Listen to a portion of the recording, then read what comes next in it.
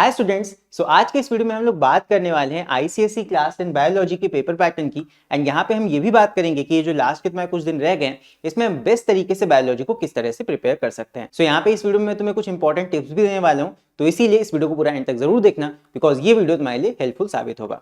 सो चलो आगे बढ़ते हैं अभी। सो यहाँ पे सबसे पहले हम बात करने वाले हैं अपने टोटल सिलेबस की। सो ये हमारा कंप्लीट लिस्ट ऑफ चैप्टर्स है, इतने चैप्टर्स हमारे कोर्स में है। एंड यहाँ पे अगर हम पूरे कोर्स को डिवाइड करके देखें तो बेसिकली मोटा मोटा यहाँ पे सबसे पहले 2 चैप्टर्स हमारे बेसिक बायोलॉजी के हो जाते हैं, फिर हम प्लांट फिजियोलॉजी के बारे में पढ़ते हैं। इन सारे चैप्टर्स के थ्रू 4 चैप्टर्स हमारे प्लांट से रिलेटेड। एंड इसके बाद में ह्यूमन एनाटॉमी एंड फिजियोलॉजी में तुम्हारे 5 चैप्टर्स हैं, circulatory system, excretory system, nervous system, endocrine system and reproductive system. And ये 5 चैप्टर मिलकर तुम्हारा ह्यूमन एनाटॉमी एंड फिजियोलॉजी बनाते हैं। एंड इसके बाद में लास्ट के तुम्हारे 3 चैप्टर्स हैं, population, human evolution and pollution. ये तुम्हारे जनरल चैप्टर्स हैं बायोलॉजी से रिलेटेड। सो ये हमारा कंप्लीट सिलेबस है। सो यहाँ पे सबसे पहले हम बात कर लेते हैं अपने पेपर के पैटर्न की। तो हमारा जो पेपर का पैटर्न है वो कुछ इस तरह का आता है बायोलॉजी में। टोटल हमारा पेपर 80 मार्क्स का होता है and time duration is of 2 hours. And यहाँ पे हमारा बायोलॉजी का पेपर 2 सेक्शंस में डिवाइडेड होता है, एक तुम्हारा सेक्शन ए, एक तुम्हारा सेक्शन बी। दोनों ही सेक्शन तुम्हारे इक्वली मार्क्स डिवाइड करते हैं, यानी कि ये भी 40 मार्क्स का, ये भी 40 मार्क्स का। जो सेक्शन ए तुम्हारा होता है छोटे छोटे क्वेश्चन से मिलकर बनता है। जैसे कि फॉर एग्जांपल सेक्शन ए में जो सबसे पहला सवाल है वो है तुम्हारा एमसीक्यूज का। एमसीक्यूज तुम्हारे 15 आएंगे, एक मार्क्स का एमसीक्यू होगा एंड 15 मार्क्स के एमसीक्यू तुम्हारे यहाँ पे हो जाएंगे। पूरे कोर्स से तुम्हारे एमसीक्यूज होते हैं, कोई फिक्स चैप्टर ऐसा कुछ नहीं है कि इस चैप्टर से ही एमसीक्यू आएंगे। तुम्हें सारे ही चैप्टर्स पढ़ने पड़ेंगे इन एमसीक्यूज को सॉल्व करने के लिए। नेक्स्ट इसके बाद एमसीक्यू के बाद आता है क्वेश्चन नंबर 2। क्वेश्चन नंबर 2 भी तुम्हारा एक्सरसाइज बेस्ड होता है। इसके अंदर तुम्हारे 25 मार्क्स के टोटल क्वेश्चन होते हैं, एबीसी करके कई सारे पार्ट्स होंगे 5 मार्क्स के। जैसे कि मान लो 5 मार्क्स का तुम्हारा नेम द फॉलोइंग वाला क्वेश्चन होगा, उसके अंदर 5 सब पार्ट्स होंगे। फिर उसके बाद अरेंज द फॉलोइंग करके क्वेश्चन एक आ जाता है, वो भी तुम्हारा 5 मार्क्स का होगा। ठीक है, इस तरह exercise based question, odd one out निकालना, fill in the blank, match the following, इस तरह के एक्सरसाइज वाले क्वेश्चंस यहाँ पे क्वेश्चन नंबर 2 में पूछे जाते हैं। ये तुम्हारे 25 मार्क्स कंस्टिट्यूट करते हैं।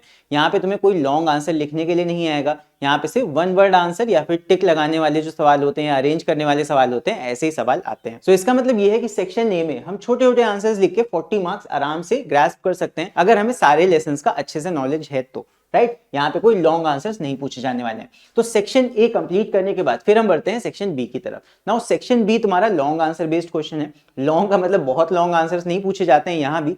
यहाँ देखो सेक्शन बी तुम्हारा 40 मार्क्स का है। यहाँ पे टोटल तुम्हारे 6 क्वेश्चंस होते हैं, जिसमें से तुम्हें 4 क्वेश्चंस करने होते हैं, यानी कि यहाँ पे चॉइस है। सेक्शन ए में तुम्हारे पास में कोई चॉइस नहीं थी, सारे क्वेश्चंस कंपलसरी थे, बट सेक्शन बी में चॉइस होगी।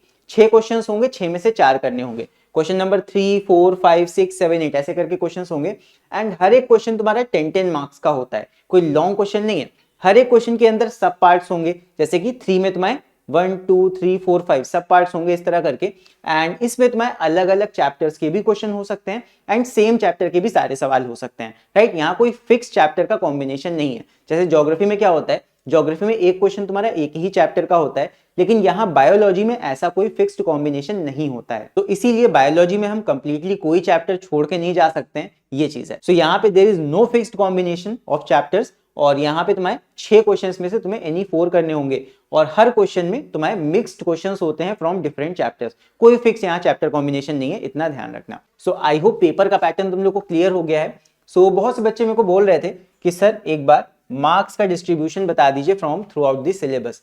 सो ये मैंने मार्क्स का distribution throughout this syllabus किस चैप्टर से कितने मार्क्स के क्वेश्चन आए हैं ये मैंने बनाया तो है, लेकिन पहले ही मैं ये बात क्लियर कर दूं कि यहाँ पे जो मार्क्स का डिस्ट्रीब्यूशन मैंने शो किया है, जरूरी नहीं है कि तुम्हारे पेपर में भी सेम मार्क्स का डिस्ट्रीब्यूशन यहाँ पे आए। बिकॉज ये जो मैंने मार्क्स का डिस्ट्रीब्यूशन बनाया है ये तुम्हारा स्पेसिमेन क्वेश्चन पेपर 2024 के पेपर से निकाल के बनाया है। यहाँ पे क्वेश्चंस देखो किस चैप्टर से कितने मार्क्स के क्वेश्चन आ रहे हैं। ये तुम्हारे सेक्शन ए में जो 1 मार्क्स के क्वेश्चन होते हैं किस चैप्टर से आए हैं वो मैंने ऐड अप किए हैं। ये तुम्हारे सेक्शन बी के मार्क्स हैं, जो लॉन्ग आंसर क्वेश्चन आते हैं किस चैप्टर से कितने मार्क्स के सवाल आए हैं, और टोटल किस चैप्टर से कितने मार्क्स के सवाल आए हैं ये मैंने यहाँ पे टोटल करके लिख दिया है। तो सबसे ज्यादा अगर हम देखें तो चैप्टर नंबर 1 और 2 structure of chromosome, cell division और जेनेटिक्स, इससे देखो लगभग कितने मार्क्स के क्वेश्चन आए हैं, 11 एंड 13। तो ये बहुत ज्यादा इंपॉर्टेंट चैप्टर हमारे हो जाते हैं। एंड ये जनरली मैं बता रहा हूँ दैट ये काफी ज्यादा इंपॉर्टेंट चैप्टर्स है, तो इन्हें तो कतई छोड़ के तुम्हें नहीं जाना है। देन इसके बाद अगला मोस्ट इंपॉर्टेंट चैप्टर अगर यहाँ पे तुम देखोगे तो यहाँ के हिसाब से स्पेसिमेन क्वेश्चन पेपर के हिसाब से फोटोसिंथेसिस हो गया। नाउ फोटोसिंथेसिस इंपॉर्टेंट है, लेकिन इसके अलावा transpiration, chemical coordination in plants, इससे तुम्हें दिख रहा होगा कम मार्क्स के क्वेश्चन आए हैं, लेकिन इसका मतलब ये नहीं है कि तुम्हारे पेपर में भी नहीं आ सकता है। ये स्पेसिमेन क्वेश्चन पेपर का मार्क्स डिस्ट्रीब्यूशन है।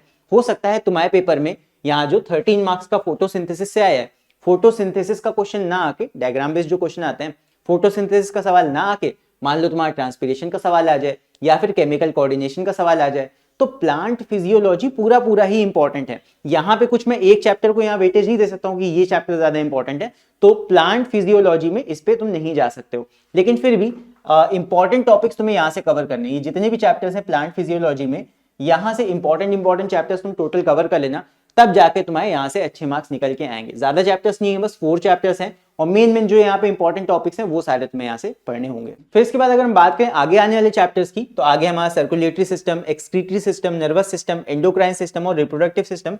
इन चैप्टर्स में सबसे ज्यादा इंपॉर्टेंट कौन से चैप्टर है?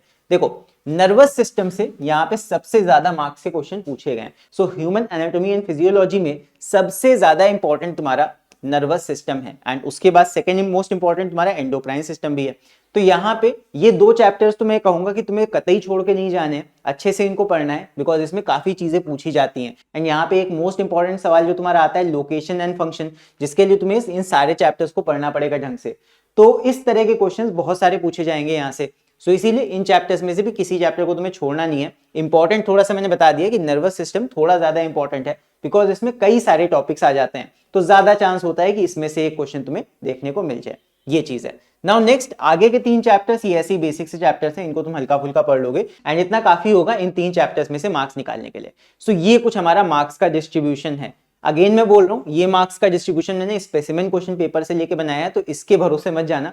तुम्हारे पेपर में हो सकता है मार्क्स का डिस्ट्रीब्यूशन कुछ अलग अलग हो, चैप्टर वाइज यहाँ पे मार्क्स का वेटेज घटे बढ़े। बस इसको देख के हम ये आइडिया लगा सकते हैं कि यहाँ पे हमारे मोस्ट इंपॉर्टेंट चैप्टर्स कौन कौन से हैं। जैसे कि मैंने तुम्हें एक चीज बताई कि पहले 2 चैप्टर्स बहुत ज्यादा इंपॉर्टेंट हैं, बुक के पहले 2 चैप्टर्स, वो तुम्हें कतई छोड़ के नहीं जाने हैं, अच्छे से उनको तैयार करना है। नाउ नेक्स्ट, अब यहाँ पे कुछ इंपॉर्टेंट टिप्स हैं तुम लोग के लिए, जब प्रिपेयर कर रहे होगे तुम लोग, तो वहां पे इन कुछ बातों का खास तौर पे तुम लोग को ध्यान देना है। जैसे कि बायोलॉजी में बहुत सारे रिपीट क्वेश्चंस तुम्हें देखने को मिलते हैं, एंड इन रिपीट क्वेश्चंस को सॉल्व करने के लिए ऑब्वियस सी बात है तुम्हें लास्ट ईयर के क्वेश्चन पेपर्स देखना जरूरी है।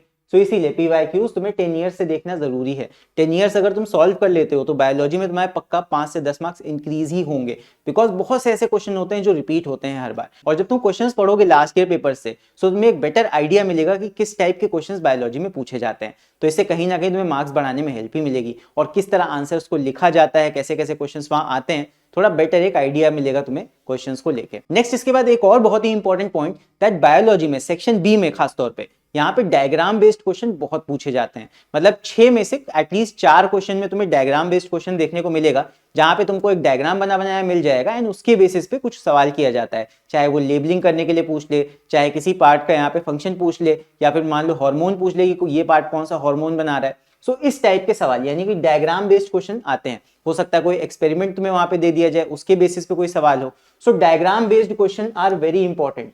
तो डायग्राम जितने भी तुम्हारे बुक में है, चाहे वो कोई एक्सपेरिमेंट हो या फिर किसी और चीज का डायग्राम हो, सो सारे डायग्राम्स तुम्हें एक बार अच्छे से देखने हैं, लेबलिंग उनकी अच्छे से देखनी है, बिकॉज काफी ज्यादा इंपॉर्टेंट हो जाती है ये। एंड अगेन पीवाईक्यूज जब देखोगे तो ये चीज तुम बेटर से समझ पाओगे। लास्ट 10 ईयर्स के पेपर्स देख लेना, उसमें तुम्हें बहुत सारे डायग्राम क्वेश्चंस मिलेंगे। अब नेक्स्ट, इसके बाद यहाँ पे डायग्राम बने बनाए तो आते ही आते हैं, यहाँ पे कुछ डायग्राम बनाने के लिए भी क्वेश्चन आते हैं। कम आते हैं बायो में बनाने के लिए, लेकिन जब आता है तो 1 या 2 क्वेश्चन आ जाते हैं डायग्राम ड्रॉ करने के लिए। सो यहाँ पे तुमको डायग्राम पेंसिल से बनाना है। अगर तुम पेन यूज करते हो तो तुम्हें 0 मार्क्स मिलेंगे डायग्राम में। डायग्राम तुमको सिर्फ पेंसिल से ही बनाना है और पेंसिल से ही लेबल करना है। लेबल करने के लिए पेन का यूज नहीं करना है, ध्यान रखना इस बात का।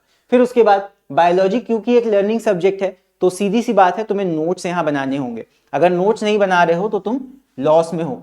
प्रॉपर नोट्स में यहाँ पे लगेंगे। अगर तुमने अभी तक नोट्स नहीं बनाया तो फटाफट नोट्स बनाना स्टार्ट कर दो। एंड अगर तुम्हें नहीं नोट्स बनाने हैं तो बेटर है एक गाइड ले लो, गाइड बुक, जिसमें तुम्हें नोट्स बने बनाए मिल जाए, right? Because these are very important. जब तक ये माइंड मैप्स नहीं बनाओगे, शॉर्ट नोट्स नहीं बनाओगे, तो लर्न नहीं कर पाओगे तुम पूरी तरह से चैप्टर को। बिकॉज लंबे लंबे आंसर्स को याद करना बहुत ज्यादा मुश्किल होता है एज कंपेयर टू अगर तुम्हारे पास में शॉर्ट नोट्स अवेलेबल हो जो तुमने खुद बनाए हो। एंड अगर नहीं बनाए हैं तो बेटर है बाय कर लो, वहां से तुम शॉर्ट नोट्स को पढ़ के उनको मेमोराइज कर सकते हो। बिकॉज बायोलॉजी सीधी सी बात है लर्निंग सब्जेक्ट है, यहाँ पे ढेर सारी चीजें तुम्हें अपने दिमाग में याद करके रखनी है बायो का एग्जाम अच्छे से क्लियर करने के लिए, राइट? सो आई होप इस वीडियो में तुम्हें जितनी भी बातें बताई वो सारी तुम्हें अच्छे से समझ में आ गई होंगी। So all the very best for your exams. अभी जो कुछ लास्ट के दिन बचे हैं इसमें बायोलॉजी को तुम अच्छे से प्रिपेयर करना, and all the very best for your exam.